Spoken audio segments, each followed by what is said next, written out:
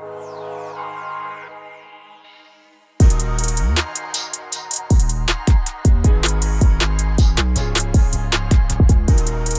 Jordan. What's up, Michael? I just came to the realization that this energy drink that has been sitting in my hotel refrigerator is warm because the hotel refrigerator must not be plugged in. So I grabbed it 1 minute ago and realized it's warm, and here we are. Bro, that's no good. Do you have any perishables in there? No, just got here last night. Okay, good. I didn't know if you went to the grocery store, threw some things in there. 36-hour trip.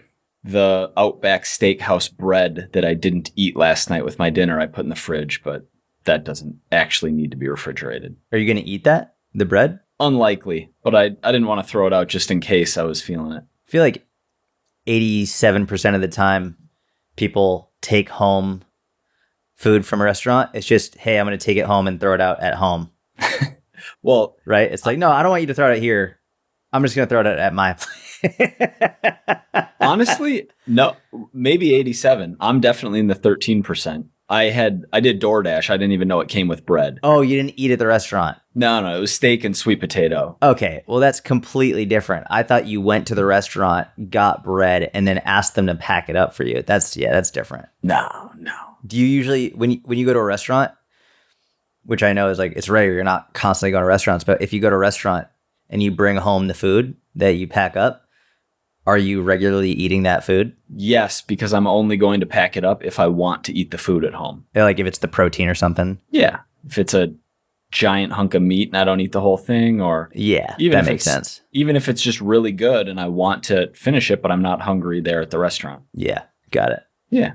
How's the trip? It's good. Got in last night, Cleveland, Ohio, for a couple of Gary workouts. Pretty short flight from Minnesota, so that's nice. And worked out this morning. We'll work out tomorrow morning, and then I'll fly back. Are you lifting on the trip or just Gary? I was supposed to lift today. I'm on my deload week. Our last podcast was 2 days ago. And today was a deload workout that I just walked 7,000 steps around Cleveland. Oh, nice. Yeah.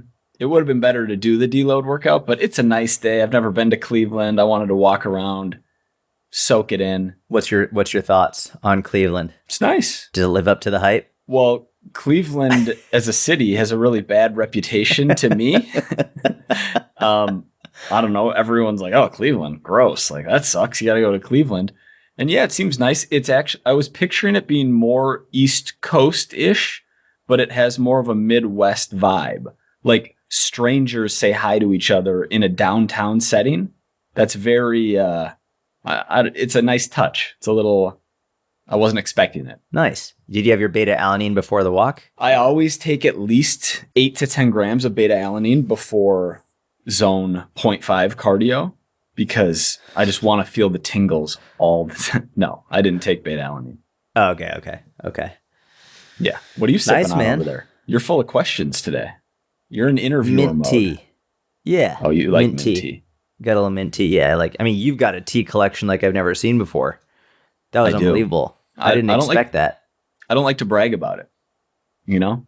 You're not a big bragger in general, but that tea collection you've got is brag worthy. I didn't expect it. Like, I showed you mine thinking it was impressive, and then you were just like, oh yeah, here's my little tea collection. Meanwhile, it's like a fucking symphony of tea. I've never seen anything like it before. I'm secretly a big tea guy. It's not a secret anymore. I really like chamomile tea. I like ginger tea. Yeah. I like the uncaffeinated teas more than the caffeinated teas. I get enough caffeine from coffee and pre-workout. How much caffeine is in, even in the uncaffeinated, like how much is it like 20, 25 milligrams? There's probably more than that in green tea. It depends. I assume it depends how long it steeps. It depends on the tea bag. It depends where you get it from. You know, I know when I would get green tea from Starbucks for caffeine back in the day, they would use multiple tea bags. There was more caffeine in there. I don't know the exact, green tea is, caffeinated tea has less caffeine than coffee, generally speaking. But yeah. It's still just not something I need. I feel you. All right. You got mint tea over there. You got making content. You made a little content this morning, right? Yeah, I made 2 pieces of content. Oh, just wow. Fucking bang. Yeah, made a piece of content, and then I was sitting at the breakfast table having turkey bacon, and I was thinking about what piece of content I was going to make. And then I was thinking, okay, I'll go outside. And I was like, you know what? Why don't I just make this piece of content while I eat the bacon? So I filmed at the table, eating the bacon while I made the content. And then after I posted it, someone commented and said, wait, can we eat bacon? Is bacon okay to eat? And then I was like, all right, now I'm just going to make another piece of content just about like when someone says like it's not okay to eat bacon. So just back to back. They're probably not going to do that well relatively, but it is what it is. Got some content out, got it done, had to make it happen. So I did. Shots on goal and efficient, right? It didn't take you a massive amount of time. 2 posts in an hour. It was pretty good. Let's talk about that, because I'm sure many of our listeners who are coaches and creators on the internet are wondering what the creative process of the great Syatt Fitness is like. Tell us about it. You just want me to go in on the whole creative? All right. I mean, we'll start on your creative process. Yeah. I mean, it really depends on a number of things, right? I would sort of think about like a piece of content as the process of creating a piece of content. I would say is similar to when you're about to begin a workout. If you're about to begin a workout and you only have 20 minutes, the way you approach that workout is going to be different than if you have 90 minutes, right? So the entire mindset and approach changes.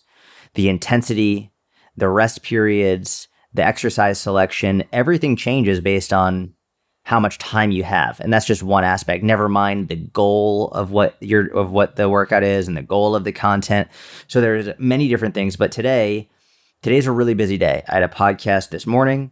I have this podcast with you. We have the mentorship Q&A immediately after with the hot seat. Hot seat. I try and sit down and have breakfast every day with my wife and daughter. So I was doing that. So the amount of time I had for content today was much less than I would have liked to. So I was like, all right, I'm not going to do a whiteboard video. A whiteboard video takes way more time and effort and thought. So I was just doing like a selfie video just to my face, just talking. And the ultimate goal of every piece of content is that like it just has to have at least one practical, tangible piece of advice that the viewer can take away from it immediately. Like what's one thing that the person can take away immediately? It's called like the immediately practical action is what I call it. What can they do immediately to improve? So I basically have to outline what is the one thing they're going to be able to take away from this piece of content that's going to help them improve. At this point in my career, like very rarely is there an IPA, a practical action that I haven't already used before, right? So I'm like, a lot of it is just very similar pieces of content recreated in different ways. But so I knew I had an hour. I got the first one done in about 35 minutes. And then literally within the first few minutes, one of the first comments was about bacon. And I was just like, screw it. Like, I'm feeling good. I'm just going to go in and make a relatively easy piece of content talking about what if someone says you're not allowed to eat X, Y, or Z. And so I try and add humor to it. I try and add education to it, but I just try and keep it as simple and basic as possible in a way that helps people and keeps their attention. Of the 35 minutes, how much of that was thinking about what you were going to talk about? How much of that was filming, and how much of that was editing and uploading? Editing takes up the majority of the time, even in these quick videos, because the editing is really making the jump cuts. So when I'm filming a selfie video, I'm doing it on the Instagram app, and I'm just holding down the circle button, the record button for however long I record that individual segment, and I collect all of them in one and together, and then I just chop them down so there's like no time in between one segment to the next segment. It's just bum, bum, bum, bum, bum, bum, bum. Thinking of what I'm going to say takes up the least amount of time. I would say thinking of what I'm going to say, thinking of what I'm going to say takes up the least amount of time. At this point, it just rolls right off. Like I know what I'm going to say, whatever the message is. Just if it takes me a lot of time to think about what I'm going to say, there are two potential issues in my mind. The first is I don't know what I'm talking about, which means I need to study it more. Right? It's like if I don't know what I'm going to say about a given topic, then I better research it more. The other reason it might take a while is because I'm overthinking it, right? It is where like, all right, I'm trying to sound too smart. Maybe I'm making it sound, I'm not actually breaking it down as simply as it needs to be broken down for the person watching it. And so for me, my audience isn't high level coaches, even though many high level coaches do follow me. That's not the people who I care about educating, or the people who I'm concerned are going to be joining the inner circle. I'm talking to the average everyday person. And so in that sense, I'm going to make this as simple as I can. So the actual filming of it, or what I'm going to say, excuse me, is takes the least amount of time. The second most amount of time is actual filming, because there are times where I'm trying to say something, I stumble over my words, maybe I notice myself getting a little bit ranty, and I've got to start all over again, that one clip, that one segment. So very rarely will I ever film a clip completely on the first try. I film a video, an entire video on the first try. Very rarely. Usually I'll have, sometimes what I'll do is I will record the exact same segment twice, and a segment is like 1 or 2 sentences. Mm-hmm. I'll record it twice in a row, and then I'll see which one I think sounds better. And by sounds better, I really means like which one might be more welcoming. Oftentimes the second one will be better than the first, because the first one is sort of like how I consider a rough draft when you're writing an article. And the second one is, it's almost like when you first meet somebody, it can be a little bit awkward. You might sound a little bit weird. The tone of your voice is a little bit higher or different. And then once you get more comfortable, you can smile, you can relax, let your shoulders down, and all of a sudden it becomes more natural. Mm-hmm. So sometimes I'll literally, especially this is like the first intro of the video, I'll record it. And then without deleting it, I record it again. And then that way I can compare the two and look in the second time. I have a little smile. My tone is more relaxed and more comfortable and confident. So that is and I've never really even thought about that. It's just something I've done naturally, where just it makes sense for me to at least do it 2 times just to see which one. Sometimes the first one's better, but usually the second one is better. Yeah, and you're just doing those back to back, so it's really immediate. It's taking very little additional time, and then after you film the intro twice. Then you're filming the next segment. Maybe you film that one twice, next segment, next segment. And then when you go back to the editing process, any that you filmed multiple times, you listen to both and you pick the one that sounds better / more welcoming. Yes, correct. That's exactly right. I feel like people are going to like this. Hopefully. I think they are. Yeah, that's pretty much it. I mean, and then it changes. Like if I'm doing a whiteboard video, those take a long time. Those take a long time. They're way more thought process. Like if I'm doing a selfie video, I don't have to think about what I'm going to talk about. I just know what the question that I'm answering is, and then it will just come out. For a whiteboard video with like multiple points, I'll outline it beforehand. Mm-hmm. Even if it's only a 90-second video, I outline what I want to hit, and I don't have a script, but I know the points that I want to discuss.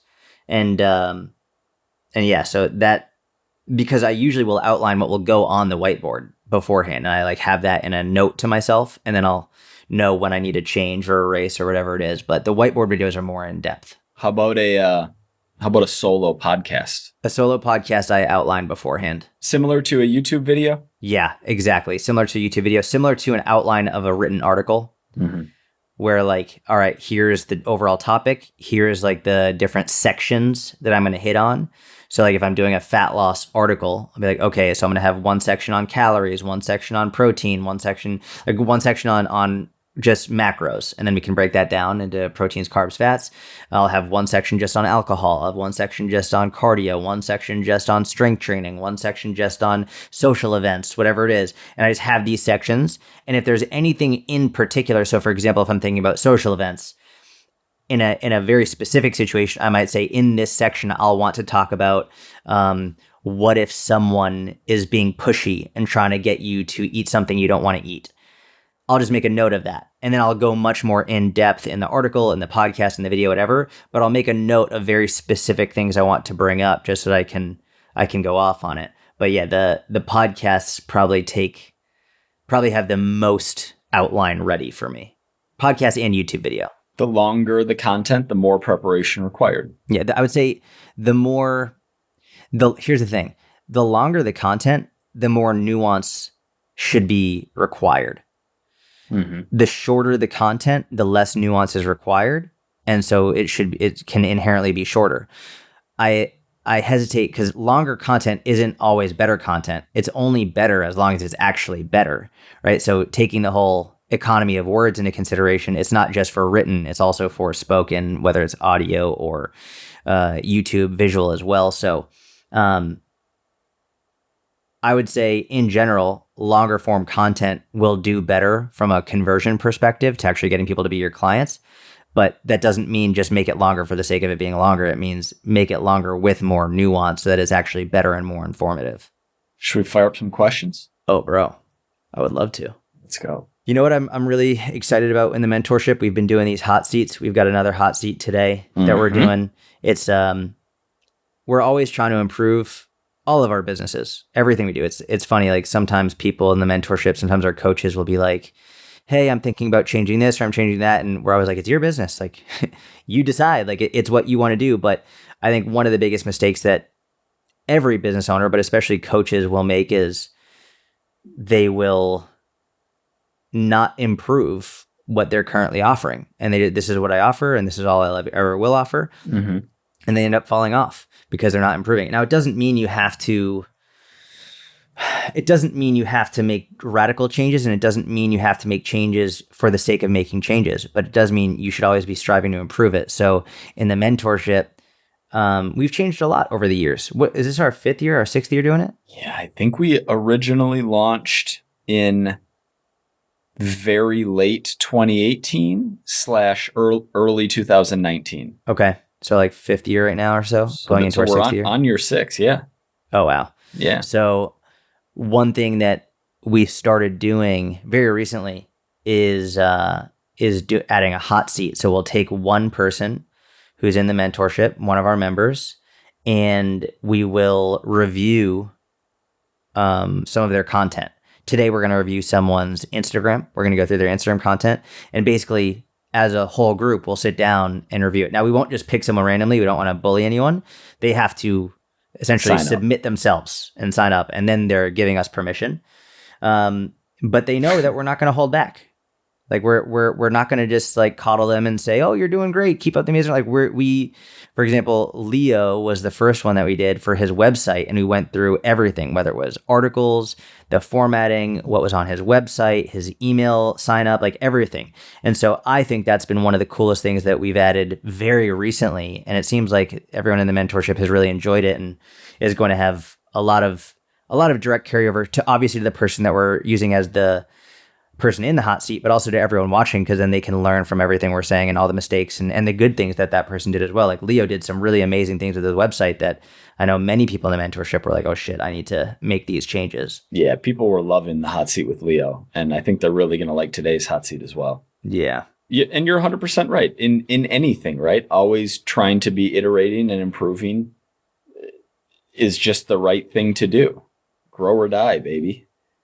And so this has been a fun addition. I think that's both new and beneficial in a different way. And like you said, it's not just for the person whose content is being reviewed. It's for everyone. Have you ever used any meal prep services? Is this a question? Well, someone is asking me. Mm-hmm. I was planning on doing a meal prep comparison, prep service like months ago. And we ordered from one company, and it was the most recommended company. It was the most recommended. And I was like, okay, great. We'll do these, and then I'll get some more, and I'll make content out of it, like which is the best one. This was by far the most recommended. Not like hundreds and thousands of people recommending it. It's amazing. It's amazing. It's amazing. It was terrible? I'm not going to say it was terrible, but it definitely wasn't amazing in any sense of the word. How many companies did you do? We only got one company. We just got this one company, and we ordered a bunch of meals from this one company at first. I thought you were comparing them. Well, that's the thing. I was going to, but then I didn't even want to finish the fucking meals. I was just like, I don't want to waste my meals. Well, that's the thing. Like I want to order from them, but then I'm like, if this was the best one, and everyone was like, I've tried all of them, but this is the best. Like, what were the macros like? They were good. They were good, but like the servings were not as big as I would have liked them to be, even though they were decent. They were high protein. Do you remember numbers? I have some here if you want me to go get one, but yeah, go get one. Go get one. You want me to go get one? All right, I'll be right back. Or two. Give us some variety. Okay. All right, we're gonna leave this nameless. All right, okay. We're gonna leave it nameless. So we've got the first meal is roasted garlic chicken. So this should be a relatively low calorie. Like if it's roasted garlic chicken, it's not like the creamy Parmesan fucking. What all's in it? What do you mean? What all's in it? Is it just chicken? Is there a rice? Is there a vegetable? Like what foods are in it? It's green beans, sour cream, onion, mashed potato. Okay. Can I guess? Yeah, please guess. 32 protein, 32 protein, 28 protein, 32 carb, 25 fat. You said 28 protein. Mm-hmm. And what did you say, carb and fat? 32 carb, and they probably are smarter and made the mashed potatoes a little leaner. Let's say 20 fat. Okay, so 420 calories. Okay. 17 fat. Okay. 26 carb. Okay. And 40 protein. Oh, okay. Yeah, so that's not going to... Those are solid macros for a... Yeah. It's solid macros. It's pretty good. Portion size was okay. It's not like great. My thing, it's just, I would have liked, like their servings of vegetables are tiny. Like their serving of vegetables is like half of my palm. It's really small. They're trying to make money. Yeah. So there's that. And then here's the other one is shredded chicken taco bowl with roasted corn salsa and cilantro lime sour cream. Okay. You want to guess again? So is there tortilla in there? Is there rice in there? Roasted corn salsa and cilantro lime sour cream. I don't think there's rice, no. So it's chicken, corn, and condiments? I think so, yeah. Okay. Apparently they're going higher protein with these, so I'll go 36 protein, 20 carb, 20 carb, 18 fat. All right, 19 fat, super good. 41 carb and 46 protein. Okay. So like 530 calories. Like their meals are high protein, respect. Like they do a very good job with the protein. What's the price per meal on these? Bro, I have no clue. I have no clue.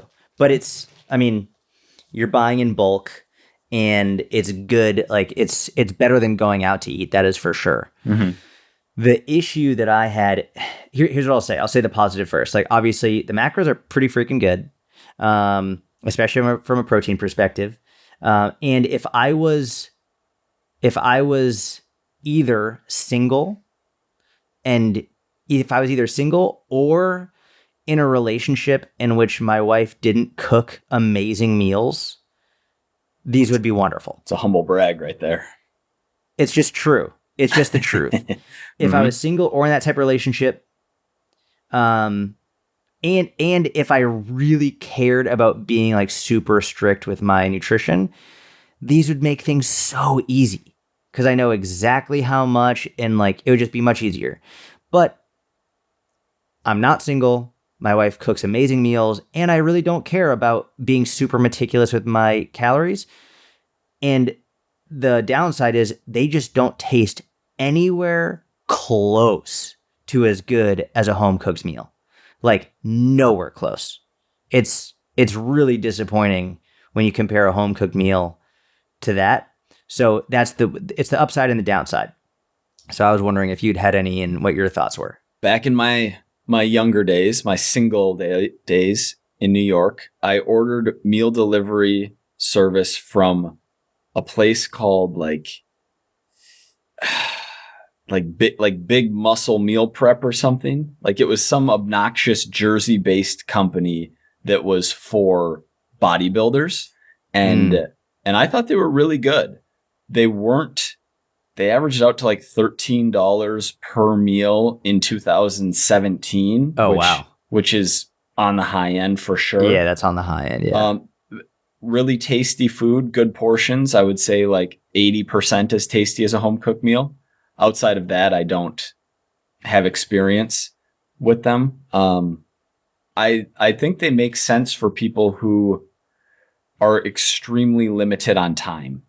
Yeah. And money isn't a factor or an issue. They want to eat slightly healthier than eating out, or maybe more variety than eating out. You know, when you get outside of big cities, it's hard to find a wide variety of healthy foods when eating out, right? If you're in a big city, you can go get like Dig or these restaurants that do all vegetables cooked, like you can get basically a home cooked meal from a restaurant. Yeah, well, the proteins you can get pretty much anywhere, right? You can go to like Chick-fil-A and get grilled chicken, but you can't get a sweet potato that's ready to go. You can't get asparagus ready to go at the lunch hour at very many places. So getting slightly higher food quality when you're very limited on time, you don't want to spend 45 minutes cooking, or you don't want to spend 3 to 4 hours on a Sunday meal prepping. I can see this making sense for that population, but I'm with you on taste. In my limited experience and from talking to people, it can't compare to either a restaurant or a home cooked meal. Yeah. We did decide we're going to, because we still have some left over, obviously. We ordered a lot from this first company, thinking that they were just going to be great based on how many people recommended it. And again, they're not bad, but my expectations were too high. This was a real like over-promise, under-deliver situation. Mm-hmm. And so we're going to finish these, but once our, everything, God willing, everything goes okay with the next birth, we're going to try another company when my wife is postpartum, because, I don't want her cooking. And even though she'll be like, I can't, like, how about you take like a couple weeks and just rest? So, we'll order more and see how those are from other companies. I want to order from a company that isn't well known in the fitness space, because I feel like a lot of these fitness people, how do the fitness people do? They'll be like, oh, it tastes exactly like ice cream. And it's like, this is gross. Like, that's not fucking ice cream. That's not what it tastes. I want to order from a company that is like a legit chef company and see how they do. My sister-in-law has done a decent amount of that from the legit chef type companies. And and they're like 18 protein, 46 fat, 42 carb meals. And I'm like, I can't even eat this. Like, what is this? Yeah. And they're delicious. Delicious. But it's macro wise they're not good. Yeah, it's not at all. Not at all. Yeah. Which and the pricing is somewhat unreasonable too. And so because protein's the most expensive macronutrient, they're shorting you on the protein, but they're making them high calorie via carbs and fats. And a lot of it's via oil and butter and like inexpensive ways to beef up the calories. They can list that calorie number. It's just, I'm not a fan. I need to try and find a middle ground somewhere that's like a legit chef place, but that's also health and macro conscious. Yeah. I wonder if there's something to be said for, a lot of the benefit in taste that comes from home cooked meals is the fact that it's fresh, and inherently in a meal delivery service, it's not fresh. Oh yeah. Yeah. Of course. Yeah. I mean, everything that has to go into it, like everything to keep it from spoiling, like, yeah, absolutely. And then the way to make it taste better would be piling it with fucking cheese. And yeah, it's been frozen for a while, but this has a lot of cheese on it, so it'll taste really good. Yeah. Dude, how long have we been doing weekly episodes for? Dude, that's a really good point. People who've been listening from the beginning, do you remember people who started the podcast late, but they actually went back to the beginning and listened from the beginning, they would hear a lot of, we took a break, but we're back. Like, we were missing a lot of pods. And then what happened? Were you like, dude, we've got to get serious? I think you were like, hey man, we can't be missing pods anymore. Like, we got to get serious with this. I know what actually happened. Tell me what happened. What's the story? I forget. All right. I don't think we've ever talked about it. I definitely haven't talked. All right. I'm just going to say it. Just say it. Say it. The pricing structure with David changed. And I was like, we ain't wasting money. We're recording every single week. David's our producer and editor of the podcast, so he's listening to this. Yeah, and he's the best ever, and he's a beast, and he does an incredible job. But when that happened, I was just like, okay. Because, I'm the J, I'm scheduling, Jordan's going with the flow. I could be like, hey, Jordan, we got to do one later this afternoon. Like, can you make it work? And he'll be like, I'll make it work.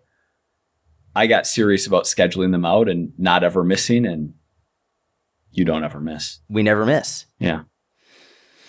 I do really well all day with protein, etc., but 4 p.m. to 6 p.m. is a nightmare with cravings. Do you have any tips? All right, here's what I think's happening. I think this individual is over restricting during the day I think they're not eating enough calories during the day and leaving them hungry later on in the day. They may also be in this hyper clean eating mentality, like crush it with protein, etc. They're doing really good during the day, meaning I'm not eating any bad foods at all. And then they want a sweet, they want something, something that they're tempted for later on. Like protein is very satiating, but in the short term, right? If you only eat protein all the time, that doesn't mean that you're never going to get hungry. Your total calorie intake is going to be more indicative of hunger than just your protein intake. So I would make sure you're eating at least 50% of your daily calories before 4 o'clock, if not more. Because that's what a lot of people do. They'll have a very small breakfast or no breakfast, a very small lunch, and then eat a lot later on in the day. Eating more food earlier on in the day is going to have a lot of benefits in terms of managing hunger, benefits for your energy levels, benefits if you're someone who cares about building or maintaining lean body mass. Yeah. I like that. Here, that's a real possibility. I'm going to offer another possibility. Cravings at night is a very real thing. I thought they were from 4 to 6 p.m. I'm saying in general, okay. At nighttime, who knows? Maybe this person goes to bed at 8, so 4 to 6 is like hour like 9 to 10 or whatever. Anyway, cravings in the nighttime, super common. I think that many people look at cravings as this like weird or abnormal thing that they shouldn't be having. And so that creates this idea of like, oh my God, I can't be having it. But then you give into it every night too. And so it's like, it creates this whole big complex in your head. Right? Oh my God, I can't be having it. Why am I having this craving? Oh, I want that, but I can't have it. Oh my God, I want that, but I can't have it. There's actually some really interesting research on willpower and how much energy is used, because your brain actually uses energy. Your brain uses glucose in order to make decisions. And so they looked at the energy cost of someone who they have people who are sitting next to a bowl of M&Ms, and either they said, I can't have it. Like I'm sorry. I can't have this, or I can have it, but I'll just have it later.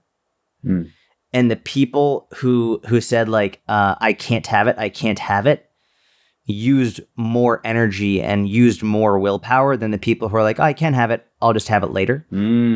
Which I thought was very interesting, and very much goes into my idea for binge eating around like, listen, you're allowed to have it, but just wait 20 minutes and see if you still want it then, to get past that impulse period.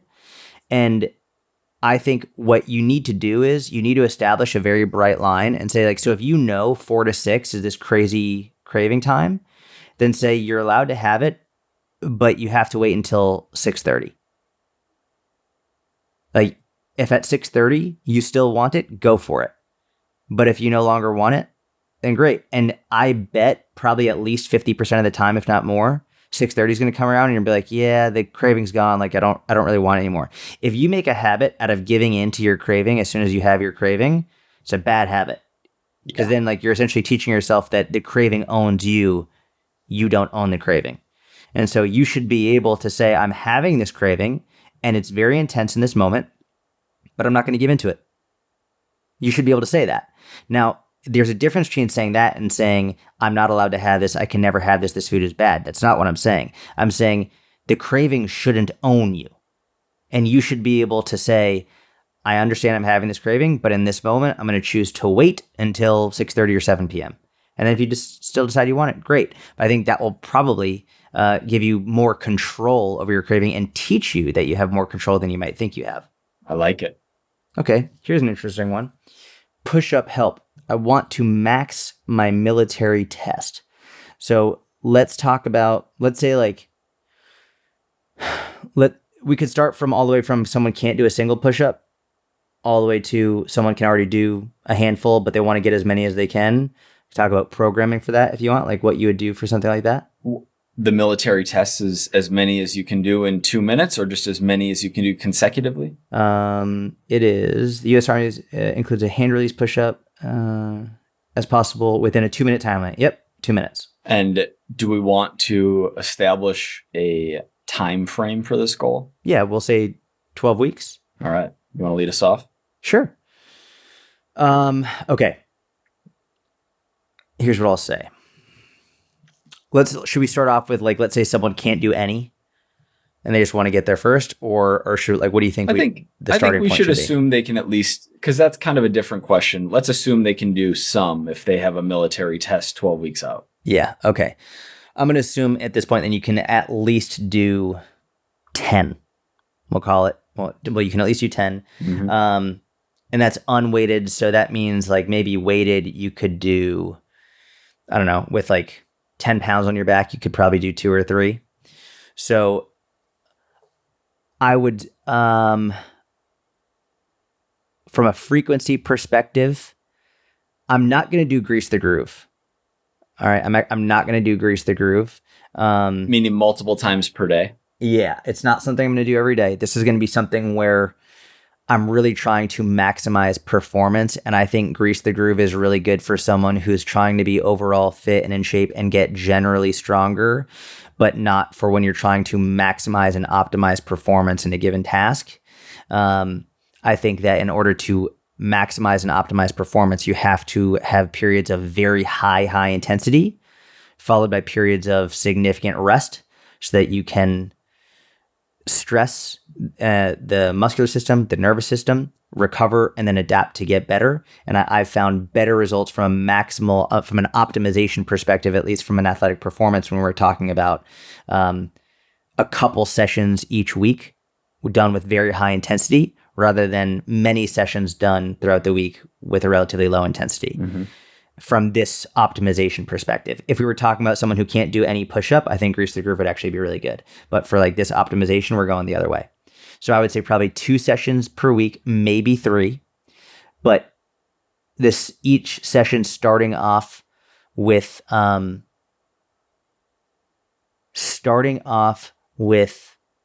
couple sets of speed work, right? Just like a couple sets of just explosive speed push-ups. Probably like 2 to 3 sets of 2 to 3 reps of just like speed push-ups. When people hear speed push-up, oftentimes they'll think of clap. I actually don't like clap push-ups for the vast majority of people, because what they'll do is it'll go really fast for the first half, and then they'll come off the ground and bring their hands in really quick, and they don't actually complete the rep. So rather than a clap push-up, I just like doing an explosive push-up where you try and push yourself as far off the ground as you can, while keeping your arms fully extended. So think about like jumping as high as you can in the air while keeping your legs fully extended, but this time you're doing it with your arms. You push as hard and as far away as you can, but your elbows have to fully extend. So just a couple sets with a couple reps of that, just from an explosive perspective. I want to get you improving some explosive strength, plyometrics, improving your stretch reflex, because when you can get better and better and better at sort of like bouncing through it, it's actually going to help throughout your push-ups, especially for that type of a push-up exam. This is you're essentially keeping constant tension on it. So you want to get better at being able to rebound and use some plyometric ability there. Then you go into your heavy strength work. So you don't necessarily have to keep this set and rep scheme throughout, but like a 3 to 5 sets of 5 heavy. So like we'll call it like a 5x5 type thing.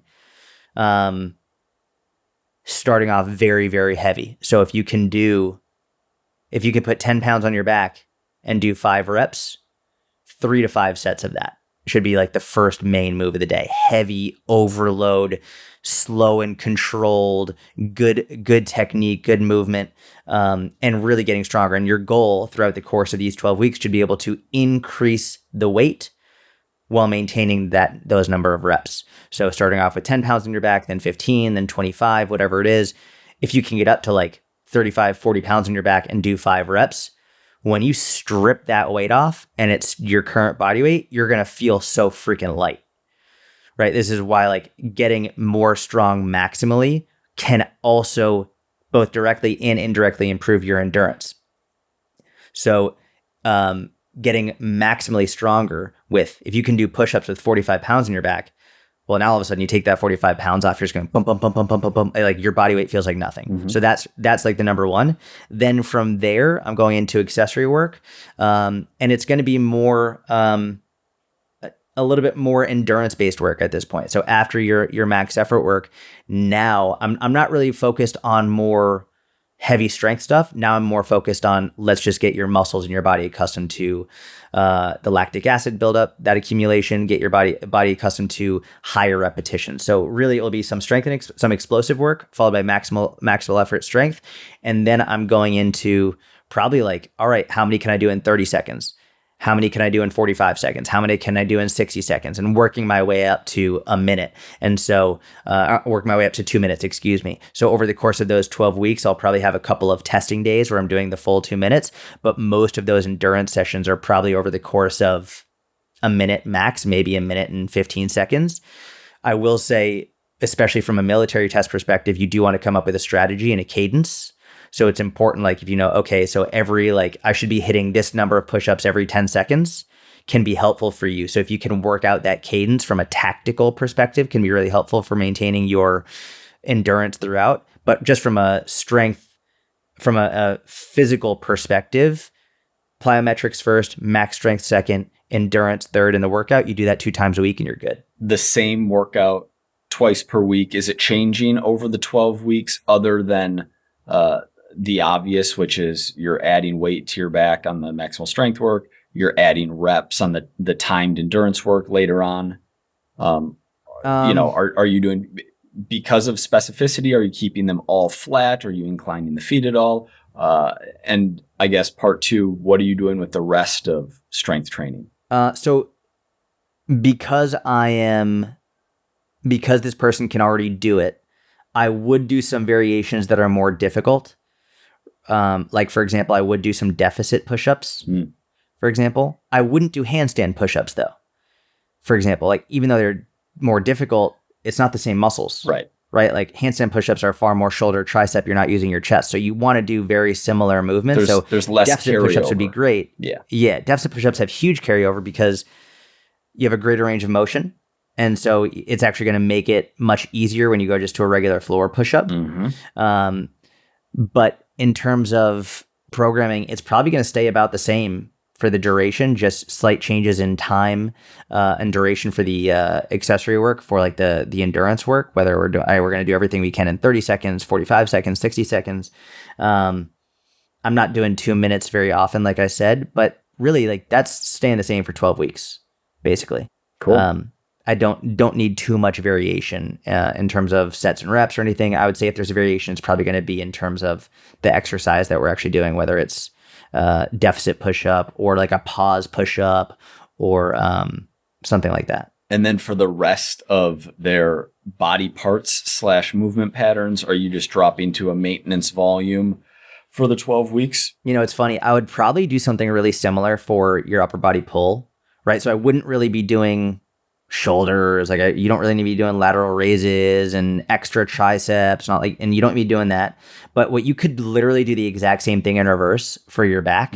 So for example, like you could do explosive either chin-ups, because I know chin-ups are part of the military test as well, or you could do explosive inverted rows, like a few sets of a couple reps for explosive inverted rows, and then you go to heavy weighted inverted rows for like 5x5, and then you go to endurance based inverted rows.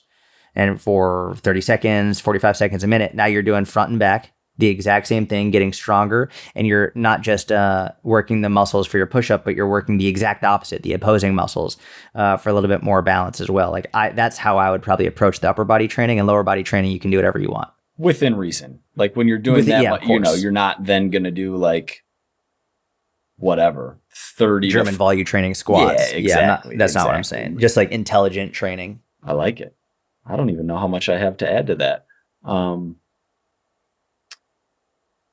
mean, obviously you're going to be starting workouts with what you care about the most. So you're starting workouts with your push-ups here. It depends how many days a week you want to be training overall, how I would design the split, right? So your 2 days where you're doing push-ups, you're going to want at least 2 rest days in between. You're not going to do your push-up days Monday and Tuesday, and then have 5 days where you're not doing any push-ups. And then the next week you're doing Monday, Tuesday again. You're going to want it Monday, Thursday, or Monday, Friday, Tuesday, Friday, or Tuesday, Saturday.